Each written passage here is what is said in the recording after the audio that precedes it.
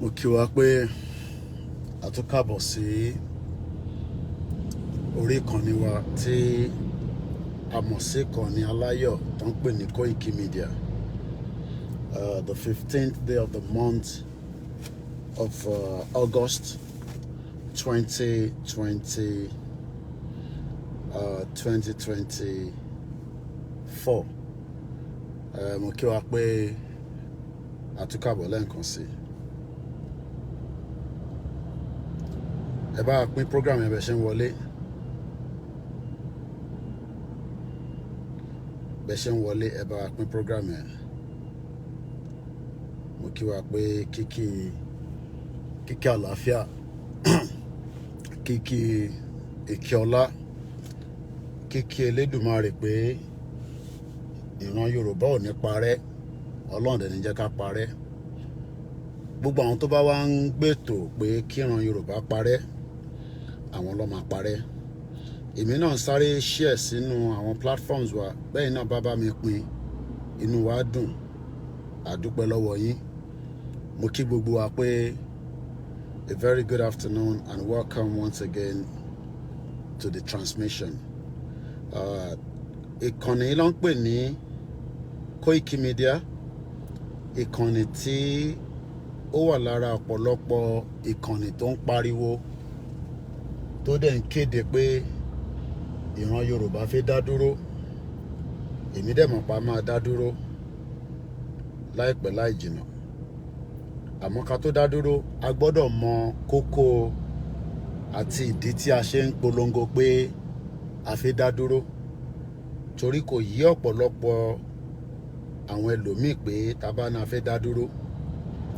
Ṣe ni wọ́n tún máa ń bi wá pé kí láǹfààní nǹkan tí a ṣe ń pariwo pa fẹ́ dá dúró, àti pé tá bá dá dúró kí láwọn nǹkan tí ó máa jẹyọ nínú ẹ̀. So àwọn ìdí tí a ṣe ń ṣe àwọn program tá à ń ṣe léra continuously láti fi ṣe as much education for our people both at home and in Africa and in the diaspora, so that wá lè ní a better understanding of why the Yoruba people at this junction a gbọ́dọ̀ dá dúró gẹ́gẹ́ bí ìlú kan. Lórí ọ̀sẹ̀ yìí ni a mẹ́nulé security gẹ́gẹ́ bí bàbá wa alànà Professor Adébánjí Akíntóyè. More than 40,000 people have been killed láti October 7 nígbà tí Israel ti bẹ̀rẹ̀ sí àtàkì Palestine. That is just the latest update. Ọlọ́run kó jọ gbogbo in tó ń lọ ní gbogbo àgbáyé kó bá wa dáwọ́ ibi dúró. Ibi náà wà nílẹ̀ Yorùbá, àmọ́ ọ̀nà wo la fẹ́ fi dá dúró àti pé kí la máa ṣe tá bá máa dá dúró, nígbà tá ti ń sọ fún ara wa pé security is a very important and not something that any country should joke with. But it seems that ọ̀pọ̀lọpọ̀ àwọn ọmọ Nàìjíríà tó jẹ́ àwọn ọmọ Yorùbá ṣe ni wọ́n ní security, wọ́n fi ń ṣe in tí kò take it serious. Kò wá sí ìlú kan tó wà láyé yìí bí security ẹ̀ bá ti mẹ́hẹ̀, that will be the end of that country. Kò séye àdúrà tẹ́ fẹ́ gbà, security bá ti di in tí kò ní respect, you are all in threat. And that is the reason why tí àwa ṣe jáde nígbà tí bàbá Akíntóyè sọ fún wa pé for the Yoruba people to succeed and to remain in existence, a gbọ́dọ̀ mú security lókòdó ọ̀run. A gbọ́dọ̀ ṣàlàyé fún ọmọ Yorùbá pé the reason why we want a Yoruba country òun ni pé a fẹ́ gba security wa, a fẹ́ retain security wa, a fẹ́ make sure pé àwa là ń control security wa. Torí pé Nigeria as a country can no longer fulfill its priority and its responsibility láti ṣe ààbò tó pé tó yẹ fún ìran àwọn ọmọ Yorùbá. So the longer tá bá ṣì ń bẹ nínú Nigeria, the more threat ní Nàìjíríà máa jẹ́ fún wa. Mo kí gbogbo ẹ̀yin olólùfẹ́ wa tí ẹ ti ń darapọ̀ mọ́ wa. Lórí security náà ni mo sì fi gbẹ́nulé ní ọ̀sán yìí. Ìyẹn níjọ́ Thursday. Ẹni tó bá mọ kí ló ń pè ní Thursday ní èdè Yorùbá, ẹ bá wa fi sínú comment section. Èní ni 15th Thursday 2024. Gẹ́gẹ́ bí ìkànnì ṣe jẹ́ lára gbòógì ìkànnì tó ń pariwo pé kí a gba òmìnira wa, kí a lè ní àlàáfíà lọ́jọ́ iwájú. Ọ̀pọ̀lọpọ̀ ọmọ Nàìjíríà tó ń bẹ nílé tó ń bẹ lóko ní ẹ má wọ́rì nípa ẹ̀, ẹ jẹ́ ká ṣì wà nínú Nàìjíríà torí pé Nàìjíríà ní future. Gẹ́gẹ́ bí Délé Aláké, Minister for Mining, bó ṣe sọ ní ìjẹta nígbà tó ṣe Council of State meeting táwọn tó ti ṣèjọba rí àtàwọn gómìnà àtàwọn Chief Justice tó lọ yọjú sí ẹni tó ń pè ní president yín ìyẹn Bọ́lá Tinubu. Ó wá jẹ́ kó yé wa pé there is a road map tó ń lọ lọ́wọ́lọ́wọ́ láti lè mú Nàìjíríà lọ síwájú. Mo wá wò títí pé road map wo ló ń sọ yìí, because the same road map yìí náà la gbọ́ títí tí Buhari olórí burúkú ọmọ Fúlàní àti Yẹmí Ọ̀sínbàjò ìyẹn pásítọ̀ Redeem, torí pé a gbọ́dọ̀ máa pe Yẹmí Ọ̀sínbàjò ní Senior Advocate of Nigeria. A gbọ́dọ̀ jẹ́ káwọn èèyàn mọ̀ pé Pastor Redeem ni. A dẹ̀ mọ̀ pé àwọn Christian ò kí ń parọ́, bọ̀ fún ọdún mẹ́jọ tí Ọ̀sínbàjò fi ṣèjọba, irọ́ ló gbé kalẹ̀ fún ọdún mẹ́jọ yẹn. Ṣe ló ń jẹ́ kí gbogbo wa mọ̀ pé nígbà tá a bá ń pariwo Christian, a lè sọ pé Christian ni Yẹmí Ọ̀sínbàjò, torí àìmọye Christian ló pa nígbà tó wọn àti Buhari ń ṣèjọba tí kò dẹ̀ jáde kó resign àbí kó sọ pé bẹ́ẹ̀ ṣe ń pa àwọn Christian yìí kò tẹ́ mi lọ́rùn, èmi ò ní lè tẹ̀lé yín mọ́ nínú ìjọba mùjẹ̀mùjẹ̀ yìí. Ní Amẹ́ríkà ni, ní gbogbo ibikíbi tá a bá wà, kódà òkú ọmọ Yorùbá mi bá kú sí ọ̀nà Libya, ṣe náà kàn máa fi yẹ̀pẹ̀ wá kàn fi bò pé wò á lè dúró gbòkú yìí o. Kábíyèsí Elédùmarè o. Òkú tó yẹ kó wà precious, òkú tó kò jẹ́ kó ráre, àìmọye òkú tó ti kú sínú omi ní Mediterranean Sea látara pé wọ́n fi cross border láti wọ Europe. Mo wá ń bèrè pé kí ló wà ní Europe? Wọ́n ní nǹkan bẹ ní Europe o. Wọ́n ní ṣebí Europe ni wọ́n náà wà Koiki tó ń dún yànmùyànmù tó ń gbádùn ayé ẹ. Mo wá ní bó ṣe wà ní Europe yẹn, ǹjẹ́ ẹ̀yin náà mọ̀ pé bó ṣe jẹ́ kó wà nílẹ̀ Yorùbá nìyẹn? Tó bá jẹ́ pé lótìítọ́ àti ní dáadáa ni àwọn gọ́vnà wa tí wọ́n ń ṣiṣẹ́ gẹ́gẹ́ bí iṣẹ́ tí wọ́n bẹ̀ wọ́n.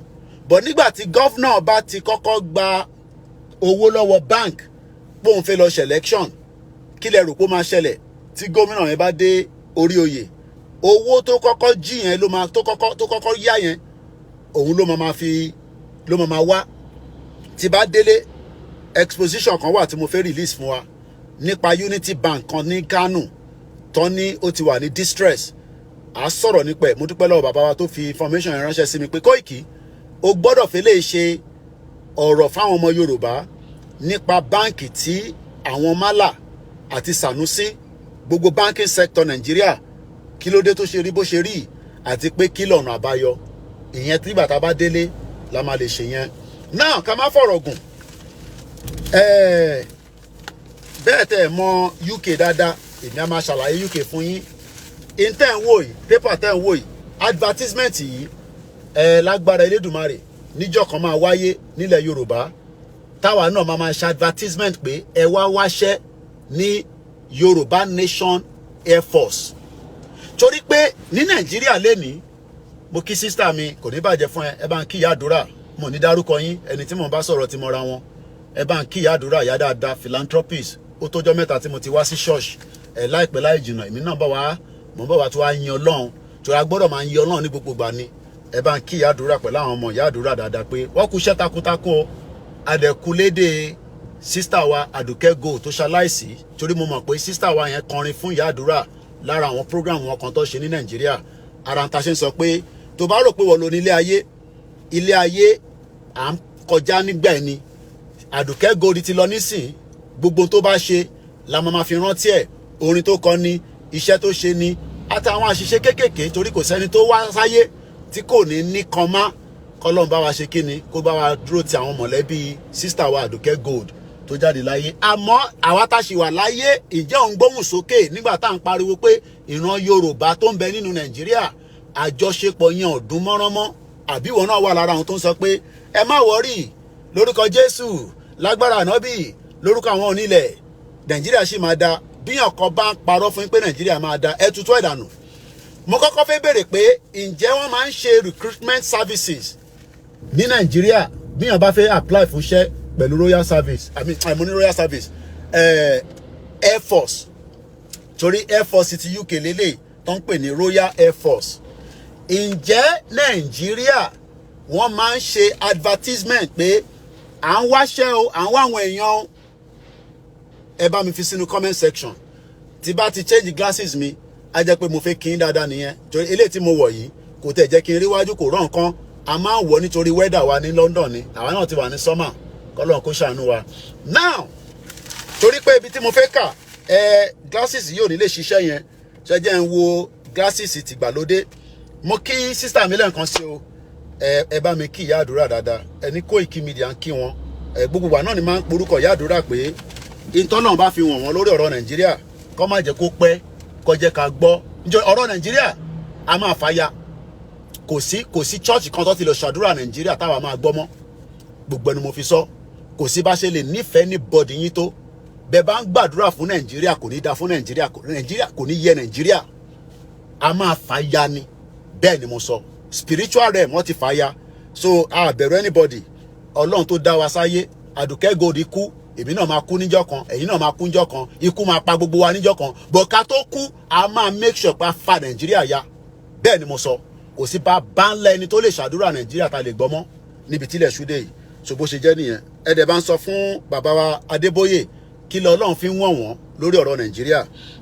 Mo kí yín ní gbogbo Lagos Island, ìyá wa Elizabeth Ọ̀dẹ́lọ́lá ní good morning Koiki, I heard from Channel TV an hour ago that the speaker had withdrawn. Well, bíbá bẹ́ẹ̀ ìntà ń fa kò ń ṣàwà nìkan là ń fa wèrè lọ́yàn. Bẹ́ẹ̀mi ṣe ń fa wèrè lọ́yàn, Kẹ́mi Olúlọ́yàn ń fa wèrè lọ́yàn, Aisha Yusuf náà ń fẹ́ lọ sẹ́wọ̀n. Aisha Yusuf bring back our girls. Ó náà wọ̀n ní ka national anthem, ó náà ń fẹ́ lọ ṣẹ̀wọ̀n. Sọ̀rọ̀ Nàìjíríà ti kọjá fíyàn kan máa threaten wa, ó ti withdraw látàná olórí burúkú ni, a ti fi ṣe program lánàá. Bóyá tètè gbọ́ wa ni mọ́mì wa ṣé gan ni, àtàná ni, mo kí ẹ Àrólé Odùduwà, mo kí ẹ Emmanuel Adeniyi Tosin, mo kí brother mi Dagril, mo kí ẹ I am Sophie ní gbogbo Russia nìyẹn tí ń jayé, mo kí gbogbo ẹ̀yin tẹ́ ti wọlé. Ọpẹ́ Ọlámilékan ní ẹ donate to good journalism. Ẹ má máa sọ pé owó là ń béèrè ní gbogbo ìgbà, ẹ̀yin náà ń sanwó fún BBC, bẹ́ẹ̀ tẹ́ sanwó further platform. BBC ń gba owó lọ́wọ́ àwa tá wà ní UK, olúkálukú náà dẹ̀ ló ń ṣàánú àwọn kọ̀ọ̀kan náà, ẹ ṣàánú mídíà tiwa náà ká lè tẹ̀síwájú. Mo níṣẹ́ ọ̀rọ̀ tí mo gbé wá bá wa lẹ́nìí, mo kí ìyá tó bí mi lọ́mọ, mo kí olóyè Ìgbòho ọmọ Adéyẹmọ, Ọlọ́run bá ń dúró tì ẹ́, gbogbo ibi tó bá ń lọ lèmi ń lọ, mo kí ẹ easy. Bẹ́ẹ̀mi ṣe ń gbádùn ní UK níwọ̀nba tí mo bá ti kọjá àyà ara mi, bẹ́ẹ̀ náà mo fẹ́ jẹ́ kẹ́yìn náà máa gbádùn, mo fẹ́ jẹ́ kẹ́ máa rí wa as special people. Torí pé nígbà kan rí ìyá tó bí èmi jẹ́ kémi mọ̀ pé àwọn tó wà Nàìjíríà ló máa ń take care ẹni tó wà labroad. Viking mo kí ẹ, ẹni tó wà ní Nàìjíríà ló máa ń tọ́jú ẹni tó wà labroad. Share program yìí, ẹ bá ń gbọ́ wọlé share button, kẹ̀dẹ̀ like kẹ̀kẹ́ love. Ẹni tó wà Nàìjíríà ó máa ń tọ́jú ẹni tó wà labroad. Ó ti wá àárọ̀ mo send £10 sílé, èmi ò lówó tó pọ̀, ẹ̀mọ̀ káwà táwà ní UK bí ká fún yín 10,000 naira. Àwọn ará Amẹ́ríkà ló lówó lọ́wọ́, kọ́lọ̀ bá ń kẹ́ wọn dáadáa. Bàbá mi Adéwálé Kílẹ̀ sẹ́ni good morning Koiki, I send you a message on WhatsApp about Ọ̀rànmíyàn, lágbára Ọlọ́run màá send the account details yẹn sí yín. Ẹ̀yin tẹ́ wà ní diaspora àtẹni tó believe in Yorùbá nation, ẹ bá wa lọ máa dáwó yẹn tán ní kẹ́ dá, kò ń ṣe owó Koikimedia, owó Yorùbá nation tó máa fi nílọ síwájú ni. Mo ní kó tó set up Central Bank of Nigeria, ó take 2 years, ìlú ìlọ ti prepare. UK yìí Ọlọ́run ló lè yọ wọ́n nínú gbogbo jàǹbá tó ti ṣe. Èní ló ẹ jẹ́ kọ́kọ́ fún yín ní history, torí paper máa ń fún mi ní history kí n tó tẹ̀síwájú. Lórí security náà la ṣe wá o. So mo fẹ́ sọ̀rọ̀ nípa recruitment táwọn Royal Air Force, wọ́n náà wọ́n wá wọn èèyàn.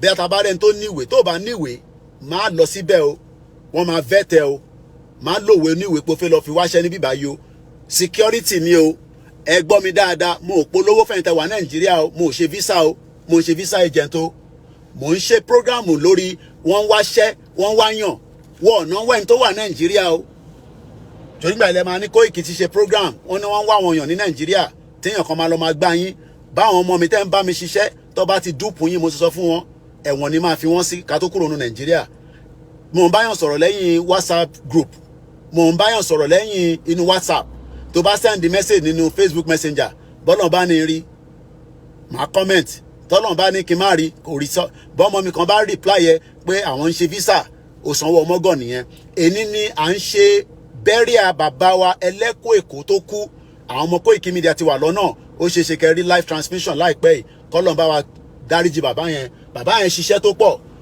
mo ní ikú máa pa gbogbo wa lẹ́yọ kọ̀ọ̀kan ìjọ́ tí kú máa pa wá láàmọ̀ ẹlòmíì máa kúkú omi ẹlòmíì máa kúkú accident ẹlòmíì máa kúkú àsùn kò ní jí ẹlòmíì oúnjẹ ló máa jẹ ẹlòmíì adé Nàìjíríà Fúlàní ló máa jí gbé tó máa pàdánù ikú kan ló máa pa wá àmọ́ kọ́lọ̀ fún wa lẹ́mìí gígùn èní ní 15 jẹ́jẹ́ ká wo pépà wa bá ṣe máa ń wò history nígbà tá à ń sọ fún yín pé àwọn Taliban lẹ́rìí ṣe ti rí wọn àwọn Taliban nìyẹn ó pé ọdún mẹ́ta lénìí tí wọ́n gba power padà lọ́wọ́ Amẹ́ríkà ná $20 billion nínú Afghanistan wọ́n padà fílẹ̀ náà ni so gbogbo àwọn olóṣèlú tó ń ṣe mọ̀kùnlẹ̀mùkẹlẹ̀ tọ́rọ̀ páwọn ń dẹ́rù bà wá àsìkò tí tó ni tásìkò bá tó gbogbo yín la máa lé lọ sí exile àwa la máa wá dúró sílẹ̀ wa torí pé olórí burúkú tẹ́ ẹ̀ fi gbọ́rọ̀ tá à ń sọ fún yín nísìnyí pé kájọ negotiate ẹ̀ ní gbọ́ àwa náà dẹ̀ nígbà so Taliban Taliban marks 3 years back in power ó ti pé ọdún mẹ́ta tí Taliban tó ti gbàjọba ọdún mẹ́ta ní Taliban the Taliban has celebrated the 3rd anniversary of his return to power in Afghanistan with a parade at a former US air base gbogbo air base tí Amẹ́ríkà tó ń kọ́ káàkiri wọ́n ti fi tó wà ní Niger náà sílẹ̀ ó cost wọn ní $81 million not billion $81 million ló fi kọ́ the biggest drone ní Africa wọ́n ti lé wọn dànù páwọn fẹ́ wọn kódà a rí ọkàn wọn kan tó wá sí Lagos State àmọ́ bóyá wá drop weapon ni bó wá drop àwọn èèyàn ni I don't have any evidence but gbogbo ala rí fídíò yẹn tí mo fi hàn wá lórí Koikimedia so now up to 10,000 men and women were barred and senior officials gathered for the event in Bagram. Rulers emphasized peace and security. Àwọn Afghanistan gan àwọn Taliban náà wọ́n wá peace àti security. Ẹ̀rí pọ́lọ́n tóbi lọ́ba ẹ̀ bá ń sọ pé Allahu Akbar. Taliban náà sọ pé wọ́n wá peace àti security but did not mention the hardship faced by the Afghan. Àwọn ọmọ ìlú wọn náà wọ́n sì face a lot and a lot and a lot. Now, èní ló pé according to the history today ní 1947 many years before Nigeria gba independent India ṣáájú wa gba independent àmọ́ Britain yìí ṣekúṣẹyẹ wọn ìkà tó ṣe rules tó create tó fi dájà lẹ̀ láàrin àwọn Pakistan India àti gbogbo region yẹn òun ló ń lọ lọ́wọ́lọ́wọ́ báyìí tí kò sí peace ní gbogbo bẹ̀ yẹn but India ti wá gbọ́n àwọn ti dámọ̀ àwa Yorùbá láṣì ń ṣe òmùgọ̀ láfẹ́ máa láàdí àwọn British táà báyìí ti dé UK àní ṣoríire táà báyìí ti dé America àní ṣoríire táà báyìí ti kúrò ní Canada àní ṣoríire whereas ó jẹ́ ká ṣoríire lórí ilẹ̀ wa àmọ́ jàǹbá tí British ṣe ló gba ìdánimọ̀ kúrò lọ́wọ́ wa kò ń ṣàwa nìkan ló ṣe bẹ́ẹ̀ fún mo ní tẹ́ bá ti wá sórí ìkànnì aláyọ̀ ìkànnì máa ṣàlàyé nǹkan fáwọn èèyàn nígbà tó gbọ́dọ̀ gbọ́ àgbọ́yé ẹ̀ dáadáa torí ọ̀pọ̀lọpọ̀ yín ò mọ àgbọ́yé pé à ń pariwo Yorùbá nation àwọn kan ní àwọn ọmọ Yorùbá nation àwọn ọmọ Yorùbá nation ó ìyà ń jẹ́ nínú ilé o láàárọ̀ yìí mo ti post ẹ̀ pound sterling ti di 2,055 naira sí £1 mo send the £10 láàárọ̀ yìí through Lemfi lèmi máa ń lò mo ti ṣe láàárọ̀ yìí torí mo gbọ́dọ̀ fún àwọn ọmọ tó ń bá wa ṣiṣẹ́ lówó mo gbọ́dọ̀ rán wọ́n ṣẹ́ kí tún máa sọ pé kọ́ máa lówó mọ́tò £10 gave me 20,000 naira owó yẹn as useless as tissue paper tá fi nùdì. Ẹ̀yin lè rò pé owó tó pọ̀ ni, but it has useless. Ibẹ̀ kọ́ là ń lò. Ṣé wàá mọ̀ pé lẹ́ni ní 1947 mo kí ẹ Dennis, mo kí bàbá wa Adébísí Bòbóyè, mo kí ọmọdé, mo kí àgbàlagbà, mo kí àwọn arúgbó ilé, mo kí àwọn ọ̀dọ́, mo kí sẹ̀lẹ̀, mo kí gbogbo àwọn white garment churches, gbogbo yín ni mo kí. Ǹjẹ́ gbogbo wa mọ̀ pé ní 1947 ni èní ni India ni gain independence wọn after nearly 200 years of British rule. Ìyẹn lè ṣe ní gbọ́ Yorùbá nation torí British ti bayé yín jẹ́ bó ṣe bayé gbogbo wa jẹ́, but àwa kan ti wá jágbọ́n wọn. Àwa mọ̀ pé British gangan ni jàǹbá ṣekúṣẹyẹ tó gba gbogbo nǹkan lọ́wọ́ wa, kò ṣàwa nìkan. 200 years ni wọ́n fi rule àwọn India. Ẹ wá ní àwọn ọmọ India ò ní pọ́ sílùú yìí. Ẹ ṣẹ̀ṣẹ̀ bẹ̀rẹ̀ ni. Kí ni mo sọ? Kò sí nǹkan tó yìnbó lè ṣe fáwọn ọmọ India nílùú yìí. Mo ṣẹ̀ kúrò ládùúgbò kan tó ń pè ní Forest Gate. Nígbà tí mo dé Forest Gate yẹn, Forest Gate yẹn, kódà ìyẹn rò pé òun wà ní India ni, ní bíwà tó wà ní Bombay. Wọ́n ti dominate gbogbo everywhere. Ẹ mọ reason why? Because Britain ló kó wọn lẹ́rú.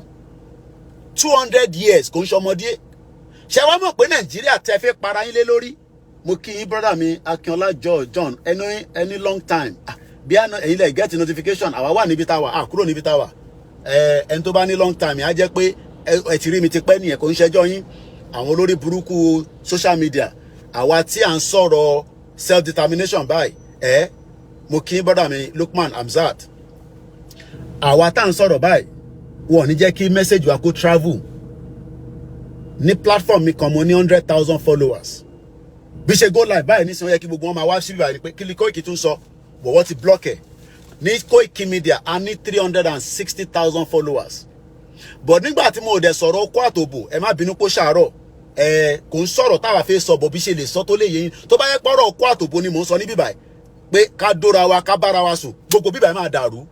Social media àwọn olórí burúkú yẹn tó like ni wọ́n like anything tó bá ti relate mọ́ sex. Nígbà míì wá máa send notification sex sí mi, àwọn wèrè. Màá máa béèrè pé èyí tèmi ń ṣe fáwọn èèyàn ní notification pé Koiki wà live. Ẹ wá ń gbé notification wá wọyàn wá wòdì báyé ṣe rí nìyẹn. Can you say in English what you said about India? Oh yes, definitely. The British destroyed India for 200 years. Today makes it 200 years that they get. Today in history, rather, in 1947, India finally gained their independence nearly after nearly 200 years of the British rule. The same thing was done in Nigeria and Africa for slave trade. Many people don't understand the meaning of slave trade. For over 500 years, our forefathers, our foremothers, young children, women, adults, male, virgin, disvirgin, were moved. Àlàáfíà làwọn family mi wà. Were moved from the shore of West Africa, from Senegal, Togo, Ghana, the Black Coast, Nigeria. In Nigeria, when you get to the point of no return, you are going as a slave. And you dare not speak against the masters. As at today, I can confirm that the British government is still paying those that were slave heritage, their parents, their forefathers, they've died, but the British government is still paying for slave trade directly and indirectly. So today in history, according to the paper, Metro newspaper says, and I quote, 1947, August 15, India gained independence after nearly 200 years of British rule. And what do we mean by British rule? Òun ni ìyà tó ṣì ń jẹ gbogbo wa lénìí. Odùduwà gbé gbogbo wa o. Mọ́mì mi Ọlásùnkànmí. Ó dà pọ́kùnrin ni mo máa mix it up. Today in history has been so many history. Ìkà tó ṣe fáwa náà. Our life were destroyed by the British, as at the time they created all kind of different empires for a very long period of time. But what they finally did that hurt many of us today is that they should have left the people the way they met them. Ó jẹ́ kó fi wá sílẹ̀ bó ṣe bá wa. Torí pé wọ́n bá wa ní bíbá àlàáfíà. Shout out to you watching me all the way in Finland. Thank you so much. Wọ́n bá wa ní bíbá ọmọlúàbí. Wọ́n bá wa dáadáa. But you know what they did? They knew that there is a particular, and we are not tribes, okay? All this nonsense. Oh, Igbo tribe, Yoruba tribe. Morawari. We are different people, different culture, different languages. We've never known each other until we live separately. And that is why there's so much issues among us today. And those issues there will never be peace in Nigeria until everybody go their separate ways. It does not matter how much your father, your mother, your pastor, your imam, your traditionalist pray for Nigeria, there will never be peace. The only time there will be peace is when everybody go their separate ways. We must go back to the way we are before the fraudulent British rule and the fraudulent British amalgamation. So, Wako Waleru, for a period of over 500 years, and when they were going, after they said, oh no, oh we are very sorry, oh we should never have done slave trade. Slave trade was abandoned, but they were still practicing slave trade, and we thought that slave trade has ended. And what we need the next generation of slaves in Europe. Can you imagine that? Àwa là ń fowó ara wa lọ ṣe ẹrú nísìn, but a dúpẹ́ pé ẹrú ti sìn, wọ́n fún láyè díẹ̀.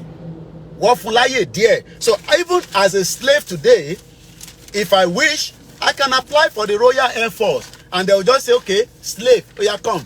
Which side do you want to apply for? So ẹ jẹ́ kí n ṣàlàyé fún yín about this particular paper today, because lecture room lawa. So what you're looking right here says Royal Air Force, regular and reserve. So a reserve means that as Koikimedia, as a freelance journalist, money right, láti máa practice the journalism mi lọ. But I will be trained to be prepared for any eventualities to support the British Royal Air Force at the nearest time that I'm needed. Wọ́n máa ti pèyàn báyìí. Ìtàn pè ní reserve nìyẹn. Àwọn tó ṣe reserve ni àwọn regular. They will be posting them from one place to the other. They will be moving them from one place to the other, and they continue to train them. But right now, they are now saying that it is not an ordinary job. But what we can do for you is, can you look into this paper and see if you, Olayomi Koiki, Eru, but àti fún any opportunity kó wá gbé ní UK. I am not talking to ẹ̀tẹ́wà Nigeria o. Má pè mí lẹ́yìn ètò pé Koiki òun náà fi wá di royal, tó bá pè mí má fẹ́ lé pè ní o. I am talking to people that owns the right. Eru kékeré, Eru tó ti wà ní London, tó ti fún níwèé, Eru tó ti gba British passport. Ìyá mi Rúkà àti Ọmọ́wùmí mo kí yín, Ọmọ́wùmí Àjàyí mo kí yín mà. Now, find your apprenticeship. Kí ló ń pè ní apprenticeship? Apprenticeship means that you can apply for this role. Wọ́n máa train ẹ, bóyá o fẹ́ wa mọ́tò ni, bóyá engineer ni, bóyá ẹ máa pẹja ni, wá máa sanwó fún ẹ. Mo ń béèrè pé what led to the death of Tolulope Arotile? Because we know that Tolulope Arotile was part of the best that we've ever had in the 55 years of the Navy in Nigeria.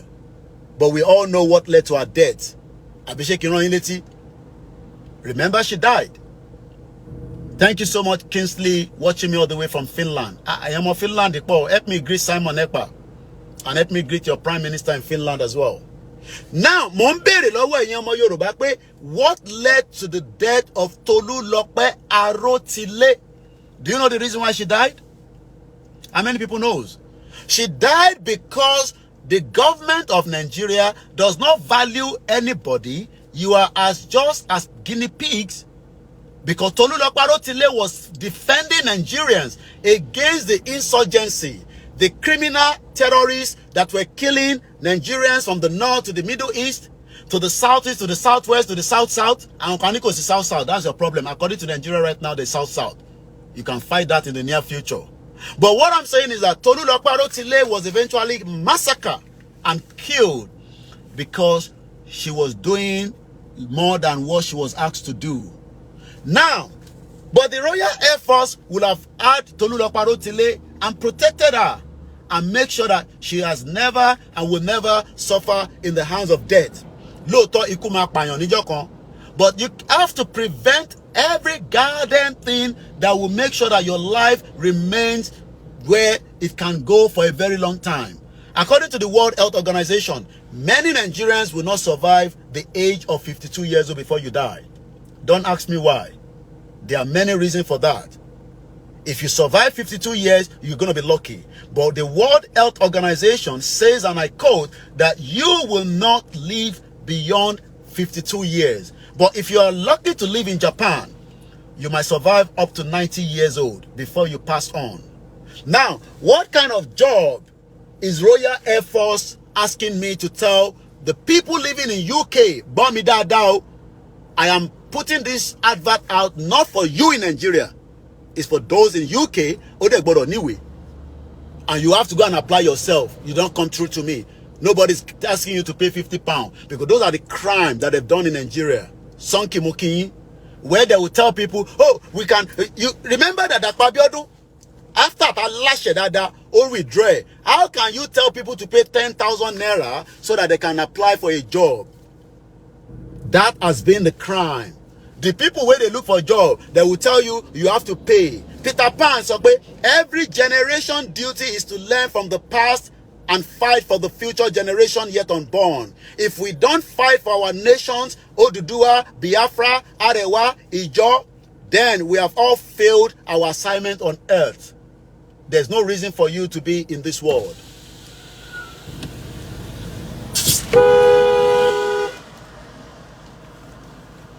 So what I'm trying to explain to us is that the responsibility of us living in the world today is that we need to speak the truth to the powers to be. It does not matter whether it's America, whether it is the UK, whether it is Finland, whether it is any part of the government that does not want to respect the right of the Yoruba people, the Biafra people, the Arewa people. We are multiple nations in that contraction zoological country that you are all calling Nigeria, because Nigeria was put together after so many British rules that destroy our heritage and who we are. And today, we will wake the minds of millions of you up. Egbodo dide, because many of you are sleeping. We have slept more than enough. The sleep that we sleep, that one are broken. The sleep where we sleep for 63 years of the lies is more than enough. So, the Royal Air Force is now offers over 20 different apprenticeships. Don't call me from Nigeria and say you want a job in the Royal Air Force. I will lambast you, because I have said it on this broadcast.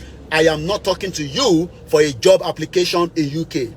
I am only talking to those that have the right. I mean the legal right to live in UK, to go now and apply.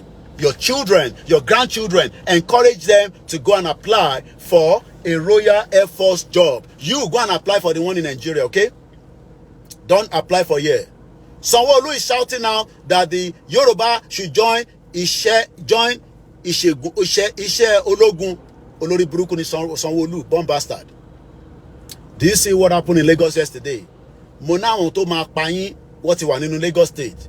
You saw the BRT was attacked yesterday.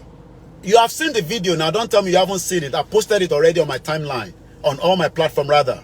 Tell by Chiri by now. I just pay tele Koikimedia. But if a motion law, Nigba Tokpa Tolulope Bamise Ayanwola, she was raped right inside the BRT. She was thrown out of the BRT in a Butemeta Ero with no clothes on and so many parts of her body missing. Nobody speak out. So when they attack you and kill you inside BRT in Lagos, I don't give a toss. Because when I was shouting about the death of this young, innocent Nigerian, let me just put it that way. Because if I say Yoruba now, you say I am a bigotry, idiot, all over the place. You all kept quiet. So if they like, may they come out your head off inside BRT in Lagos, I don't give a toss. Because when I was saying that BRT is not a secured and a safe place, many of you say I should shut up. Benny, I am soapy. Very barbaric to see the video. This is in Lagos State. Broad daylight. They were attacking the BRT. Many people lost their items. Do I care? I pray for every unpeaceful solution. No, I pray for more crisis. Let me put it that way. And the aviation staff will be going on strike very soon. I pray they do not come back. Yes, I have my family there. Everybody will chop breakfast. That is the only way that the government will know that the country is going. I told you that. Let me leave this one. I told you I was crying. Tolu Ayanwola parents are still alive. The dad is alive. The mother is alive. Which kind jiggy jiggy they go do again to born that kind girl? That beautiful girl. She never married. She was a fashion designer. She was only going with PRT that is meant to be the safest. I am not saying that they don't have such crime in UK or Europe. But why is it that up to today, no justice for this beautiful girl that passed on? May her soul rest in peace. Could you see peace in Lagos State? Niri peace in Muso. BRT will be more attacked by either the Yorubas that they put out there. Don't blame Igbo people for that, okay? Idiot. Bomb bastard. No be Igbo, they be Yoruba boys. The Yoruba thugs that they keep all over the Yoruba land. Because I know now that you are looking for who are those that attack BRT. They are Omo Yoruba. They be Yoruba people. Emma blame me Omo Igbo funye. And Omo Igbo man share adulteratory drinks, fake product in Lagos State they bring from China. That they do the fake wine. We know that. That they do. Baba Lekiti Mukisa. Mo ń sọ̀rọ̀ nípa mọ́tò tí wọ́n attack lẹ́kọ̀ọ́ lánàá tó ń pè ní BRT. Mo ní nígbà tá ń pariwo pé wọ́n pa Tolú lọ mo ṣe nígbà tó pa Ayanwola Bámiṣé tó strip ẹ̀ naked tó já sí wòwò wọ́n yọ àwọn kankan láre ká má sọ yẹn. Ó ní ìyá ó ní bàbá ní Lagos State àwọn ọmọ Lagos ò sọ̀rọ̀.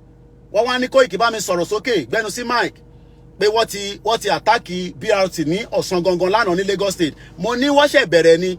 Kọ́dẹ̀ má blame àwọn ọmọ Igbo fún yẹn. Àwọn ọmọ Yorùbá ló attack BRT lánàá. Tó bá dẹ̀ wá ní kò ṣe àwọn ọmọ Yorùbá jẹ́ pé àwọn ọmọ Fúlàní tẹ́ gbà sílé. Àwọn ọmọ Fúlàní tẹ́ gbà sílé àwọn ló attack yín. Wọ́n máa ṣe mẹ́wàá fún yín ní Lagos State. I told you that you have lived with sleeper cells. Don't come and tell me àwọn ọmọ Igbo ni. I won't believe that. Because àwọn tí wọ́n attack wọ́n sọ pé àwọn gbọ́ tó ń sọ Yorùbá. But a mọ̀ pé Igbo ń sọ Yorùbá. But lè blame Igbo fún yẹn. A máa either blame Yorùbá àbí ká blame àwọn Fúlàní tẹ́ gbé sílé. Àwọn Fúlàní tẹ́ ń sọ pé kò sí nǹkan kan tó máa ṣẹlẹ̀. Koiki kò sí nǹkan kan tó máa ṣẹlẹ̀.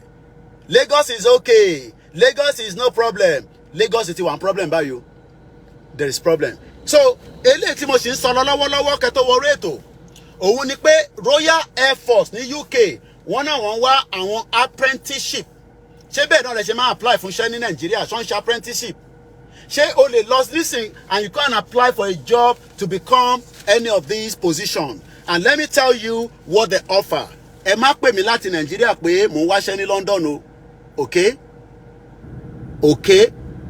This position is for people that lives here. Àwa ẹrú kejì. Àwa tá ń ṣerú nísìn tá ti bímọ sí bíbáyìí. Ẹ sọ fáwọn ọmọ yín pé Koiki ti sọ pé iṣẹ́ wà. Iṣẹ́ wà fúnlẹ̀ wá forílẹ̀ ibi wá. Tá bá ti dá dúró lọ́jọ́ iwájú báwa náà ṣe máa polówó iṣẹ́ lélẹ̀.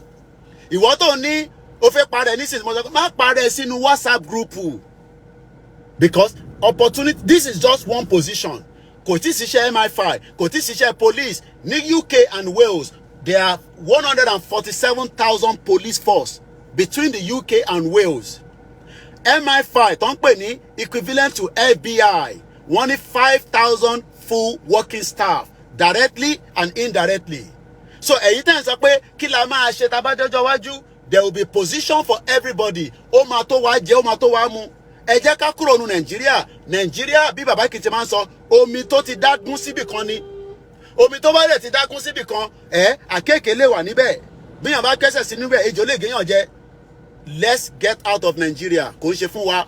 so ẹ jẹ́ ká polówó iṣẹ́ fáwọn tó wà ní UK ẹ̀yin tẹ́ bá lọ́mọ ní UK tó bá wà interested tó bá jẹ́ pé nǹkan báyìí lọ́ fẹ́ ṣe ẹni Koiki ní wọ́n ti polówó ẹ̀ o Metro tèmi lélẹ̀ Metro newspaper tèmi this job position is not for Nigerians o in Nigeria o má jẹ́ kíyàn kankan fúlẹ̀ o wọ́n ń fowó ṣe léyìí o ọ̀fẹ́ ni o torí mo mọ̀ yín nísìnyí tẹ́ wà Nàìjíríà nígbà tẹ́ bá dé nílẹ̀ máa ní ẹ pé Koiki ti polówó iṣẹ́ bọ̀ mo mọ bí ṣe máa bẹ́ gbé dé London irọ́ ló ń pa fún ẹ kò ní bàjẹ́ fún ẹ easy èèyàn ti Koikimedia.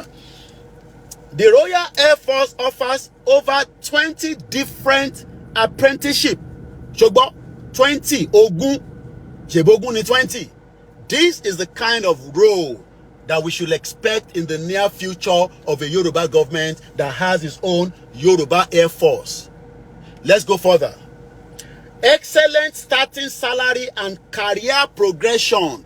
Gbọ́ mi dáadáa, mo lè máa lọ nulẹ̀ pẹ̀lú wọn, but progression máa wà.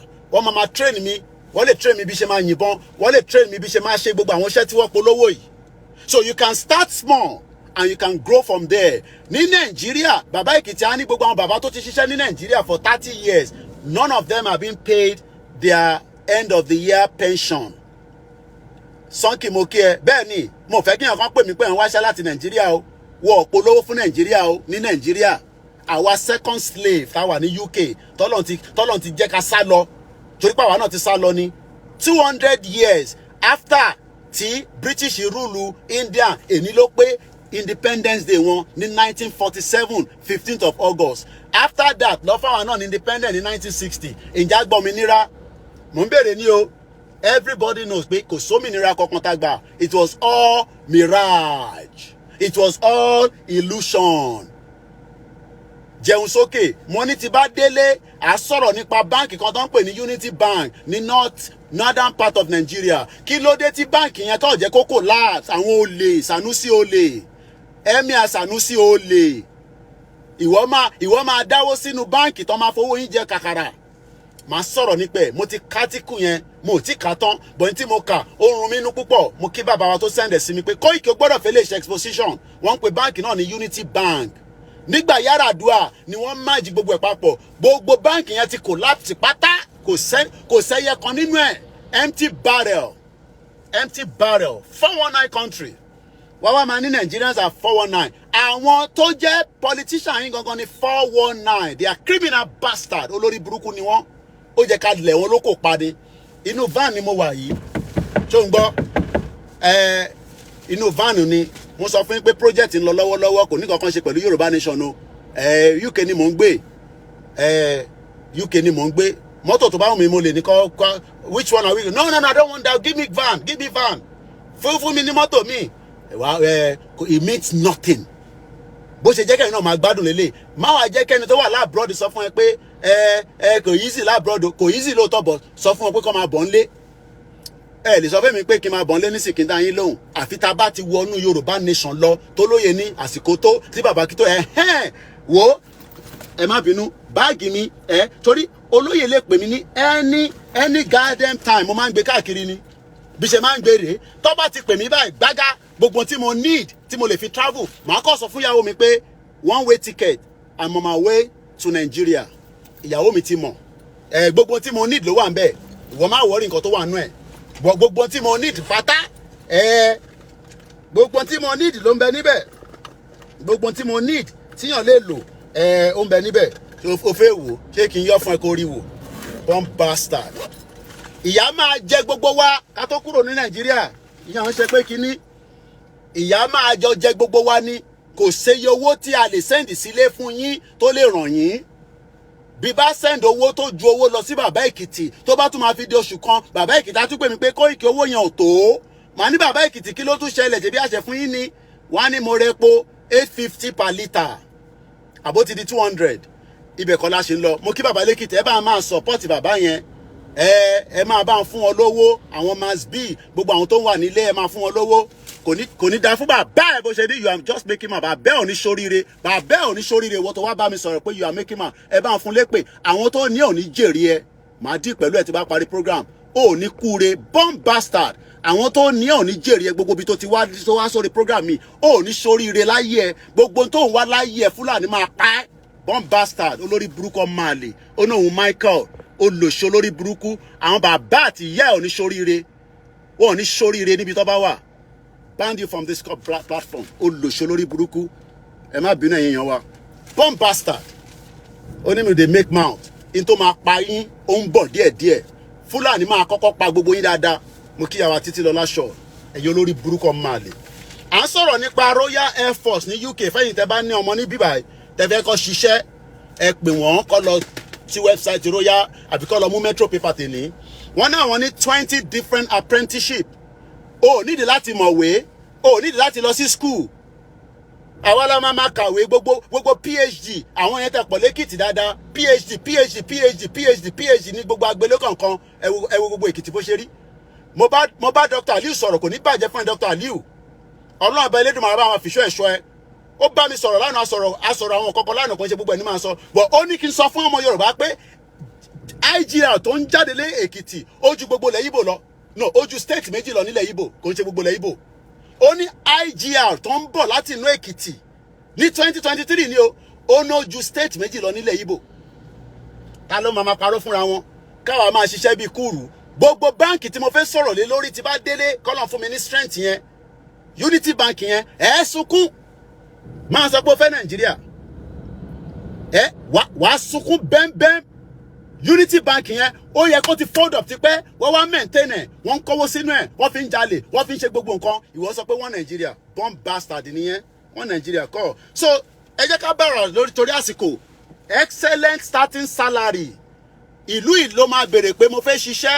èlò lẹ máa san fún mi wọ́n ń short pay èèyàn tó bá jẹ́ pé per hour ló ń ṣe £11.40 ní per hour ntí gọ́ọ̀mẹ̀ntì wọ́n bíbà bẹ́ẹ̀ dá kó san less than that iléeṣẹ́ yẹn máa wọ mí ni tó bá bíbà bẹ́ẹ̀ dá kó san less than that fún yàn ẹ̀yin tẹ́ ń ṣe bẹ́ẹ̀ ní UK ẹ ṣọ́ra ayé ṣe bẹ́ẹ̀ kò tí ì sí ọkọ̀ tó wá report ẹnì kankan ẹ má ṣe bẹ́ẹ̀ rárá àsí nínú Nàìjíríà ẹni tó bá lẹ́tọ̀ọ́ pé kẹ́ fún níṣẹ́ ẹni tó bá lẹ́tọ̀ọ́ kẹ́ san salary fún ẹ san salary lásìkò ibi bẹ́ẹ̀ yóò ṣe Nàìjíríà o má carry over salary orí salary ẹni bá ṣiṣẹ́ ní last week ó gbọ́dọ̀ gbowó lọ́la fáwọn tó ń gbowó ní weekly ẹni má máa gbowó ní monthly ẹ gbọ́dọ̀ sanwó fún ẹ má ṣe bí Nàìjíríà ní bíbá yìí o if not a máa ta sí rẹpẹtẹ ní UK bíbá yìí bọ̀wọ̀ ìtí gbé kéèsì kankan wá bá mi o Ọlọ́run lè jẹ́ àrí kéèsì yẹn mo dẹ̀ mọ̀ pé àwọn Nigerian businesses holder tó dání wọ́n Nigerian business la máa pè wọ́n because Nigeria ṣì ń exist àìtí gba Yorùbá country so wọ́n ń pè wọ́n ní Nigerian businesses mo kí àwọn Kanuk náà Central Association of Nigeria in the UK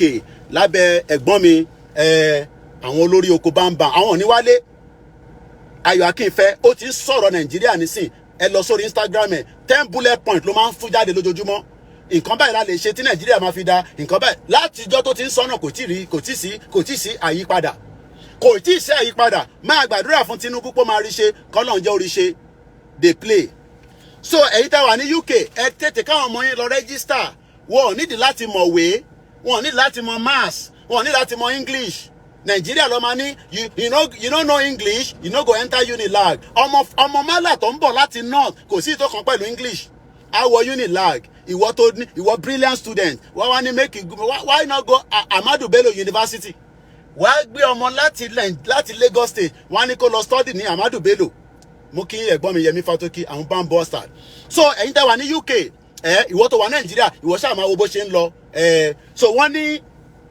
excellent starting salary àti career progression ìlú tó bá jẹ́ pé ìlú nílùú yẹn kódà kó máa ṣiṣẹ́ ọmọ ọ̀dọ̀ o gbọ́dọ̀ ní progression tó o bá ti ní progression nínú iṣẹ́ tó ń ṣe nínú Nàìjíríà for the last 20 years kò ń ṣe country o lè wà lójú kan kó má wà progressive ìyẹn la ṣe ń sọ pé Nàìjíríà kò wà progressive ojú kan ló wà láti the last 60 years plus ìlú òfò guarantee job mo máa ń like àwọn nǹkan tó bá sọ pé guarantee mo fẹ́ bèrè lọ́wọ́ bàbá mi Benjamin Adumati àwọn ní understanding kan tí mo ń sọ mo ní sọ̀dọ̀ táwọn wà àwọn bàbá dáadáa nìyẹn mo kí àwọn Biafrans what I'm trying to explain mo fẹ́ jẹ́ káwọn tó gbọ́ Yorùbá gbọ́n tí mo ń sọ náà ni that this Royal Air Force máa ní Koiki ṣọ́ fún mi lówó ni wọ́n fún mi lówó mo fi ń ṣe program ni mọ̀ pé mi like practical because bó ṣe lè yé yín nìyẹn when we are talking about a nation this is the process the job application process ni mo ń ṣàlàyé yìí Pastor Mo kí yín mà wọ́n ti fi quota system báyé wọn jẹ́. Quota system. Àwọn North ló gba more quota system when it comes to our Air Force. Ọmọ Yorùbá wa máa ṣe mẹ̀kẹ̀mẹ̀kẹ̀ níbẹ̀. Gbogbo barracks wa pátá ọmọ Yorùbá ò lẹ́nu bẹ̀. Ṣé mo parọ́ ni tèbí gbogbo iná lẹ́mọ̀ àwọn tó ń ṣiṣẹ́ bẹ̀ mú kí brother wa Olúwaṣọlá. Everybody knows what I'm talking about. Everybody knows somebody that is in the military, in the Air Force, in the Navy, that are Yorubas and that are non-Yorubas. Apart from the North, how many people they enjoy those positions? Even as Tinubu did there. So, the next one says, after the good salary and the progression, you are guaranteed job after successful training. Everything you must train for. Even Koda ko face glasses or my training. It's only in Nigeria that nobody wants to be trained and they want to become somebody. Ní Nigeria nìkan lẹ fẹ́ di nǹkan ẹ fẹ́ jẹ́ kó training. You must be trained. O gbọ́dọ̀ train ààrẹ. Ẹni tó ń wa trailer kò lè ẹni tó ń wa bus tó ti gba license trailer o tó bẹ́ẹ̀ Nigeria lẹni tó ń wa bus àná òun náà lè wa tipa yẹn á wá pààyàn dànù. Ẹni tó ń wa bus àná òun lè wa 40-foot container á wá pààyàn dànù. You know why? Because they are not trained for it. There will be training in the future government of Yorubas. Everybody will be trained. And it doesn't matter, Omowe, you got to be trained. The next one says, gain civilian recognized qualification. What is the best for you to have is a recognized qualification from the Royal Air Force. That is the best, is it? Kò sí nǹkan tó dá tó now. Èmi náà ti di member irú èmi nísìn I would have loved to do this, but for now ó ti late. But àwọn ọ̀dọ́ tó ṣe bí sí ìlú yìí, àwọn the second, third generation, ẹ bá mi sọ fún wọn pé tó bá jẹ́ pé ibi tó wà interested ni kó lọ apply. Wọ́n wá ní mo like bí báyìí. Are you up for the challenge? Are you up for the challenge? Ìyá bàbá mi Benjamin sọ pé Nigerian has lost its orientation. That is why things are not working. Enrijo Julius káàbọ̀ sórí ètò. Mr. Raji Kọ́lápọ̀ mo kí yín sir. 2011 mo kí yín. Mo kí gbogbo alẹ́ nǹkan sí pé ẹ káàbọ̀ sórí ìkànnì wa. Now, are you up for the challenge? À ń pariwo Yoruba Nation. Are you up for the challenge? Because Yoruba Nation is not going to come without a fight, which is what we are doing right now.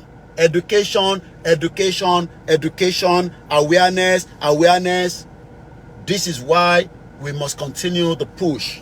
Now, let me now tell you some of the positions that they have. Engineering. Engineering. Àìmọye engineer tó ń wọ ọ̀kadà ní Nàìjíríà nísìn. Kò tẹ̀ ẹ̀rọ ọ̀kadà tó ṣe. They have a role for engineering. Remember, these are apprenticeship. Oh, need the university degree. Oh, need anything more than apply. They will assess you. They will put you on the apprenticeship. Apprenticeship. It's Juliet, not Julius. Okay.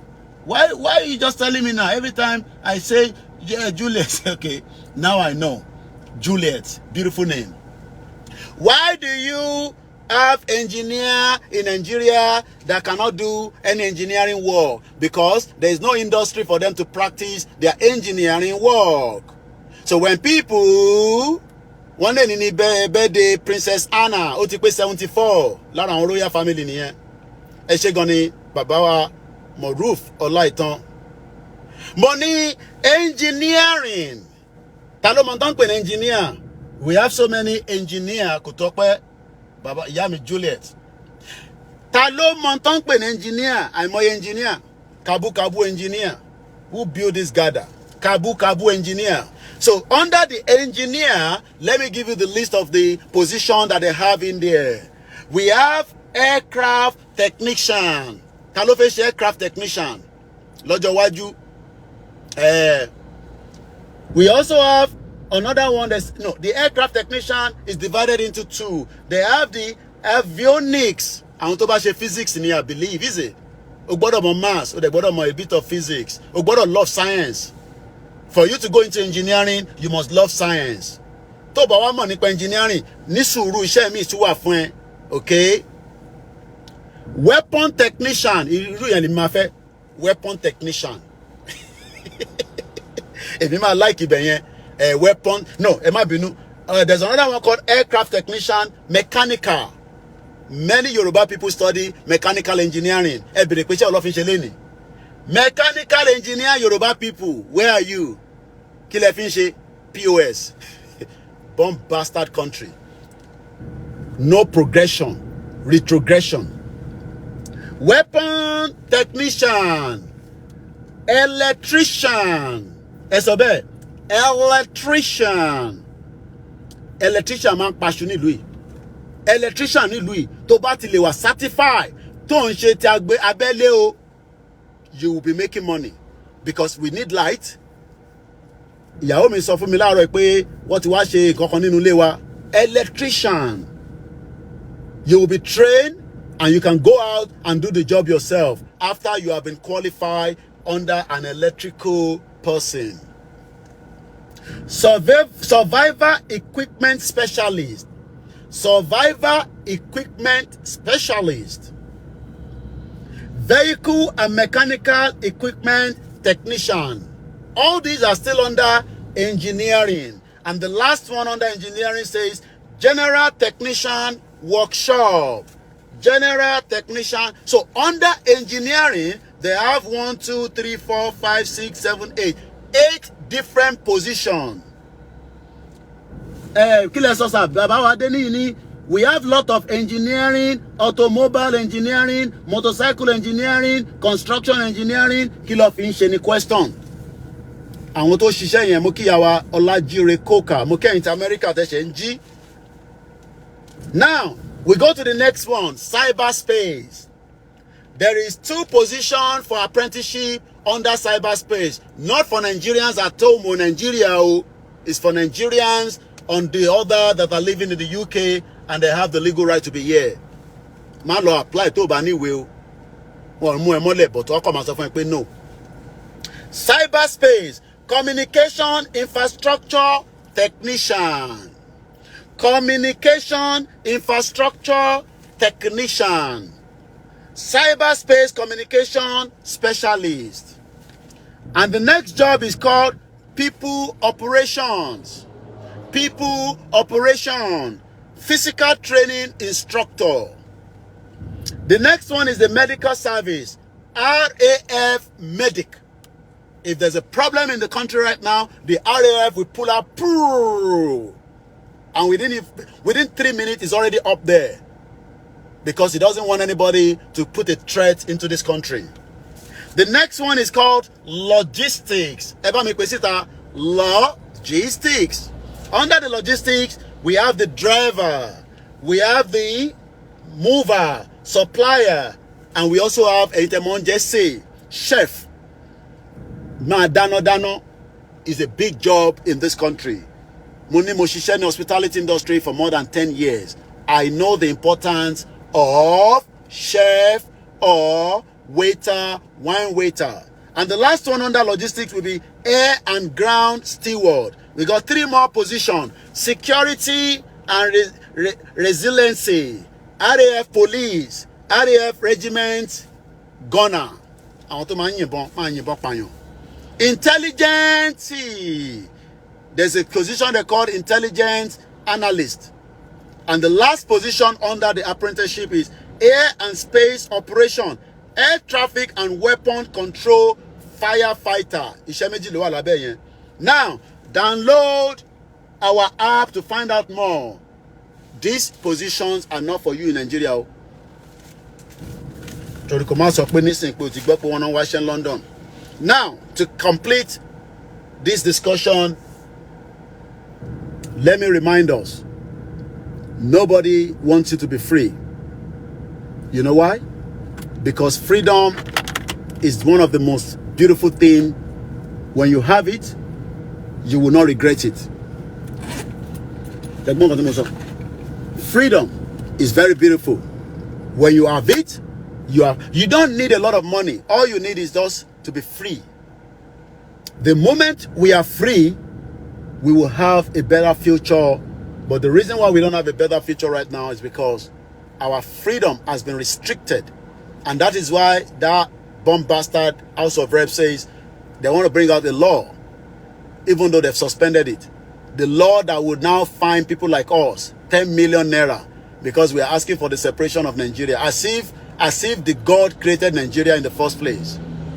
As I leave us this afternoon on this short launch program, I would like to appreciate everyone that have joined us. If you are new to this platform, this is where we discuss Yoruba Nation conversation from different angle, from different perspective, different technicality, and different areas. As we always say, the movement remains a non-violent, and there's all options on the table. Part of those options is education and preparing us for the future of the Yoruba country that we deserve. As we say all the time, nobody wants us to go out of Nigeria. They will push and do everything within their power to keep us all together, but we would all not have peace. Moki brother me, Oluwafemi, Ola Silola. Adamola Melekon, good afternoon. So what I'm just put out in the last 1 hour is a job recruitment from the Royal Air Force in the United Kingdom without bribing, without knowing anybody. It is all going to be your competency. It will all be whether you can do it. You can even try, and if you don't know what to do, you can withdraw. Or you can even start it and say you are not interested. That is the beauty of a civilized society. Enter our Instagram. It's going to end and the program ends as well. Thank you so much for joining. Have a very great afternoon. And the rest of you, like I always say, I am just playing my own role from the media angle to prepare us for the better future. That future is now, not 10 years, 20 years to come. Bola Tinubu will not offer you this kind of position, even if he has to spend 20 years as the president of the Federal Republic of Nigeria. And on that note, I say, thank you so much. And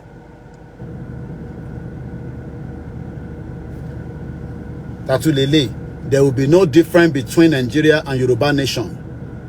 Okay. Odabo. Moki Wale and Konse. Thank you so much. Sheka Kantemwa. Ishe wa funle wa. Forile ibi wa. Kagbega, kagbega, kagbega faleri. Ìgbàgbọ́ wa ni pé bati bẹ̀rù làbọ̀ mọ́. Ká ṣiṣẹ́, ká ṣiṣẹ́, ká ṣiṣẹ́, ká jọlá. Ìṣọ̀kan àti òmìnira ní kẹjẹ́ ká máa lépa. Tẹ̀síwájú fọ́pọ̀ ire àtohun tó dára. Ọmọ odò àdìdé bọ́ sípò ẹ̀tọ́ rẹ. Ìwọ ni ìmọ́lẹ̀ ògo adúláwọ̀. Just reason Moki Kunle Bakers. Moki gbogbo ẹ̀yin tẹ́ máa tún ilé náà wò. I believe this is the second program for the day. Maybe we might have the third one when I get back home. And on that note, Moki Momsimi now, Moki gbogbo ẹ̀yin yawa dáadáa. And if you are new to the platform, respect this platform, okay? Respect this platform. Thank you so much. God bless you. Bye for now.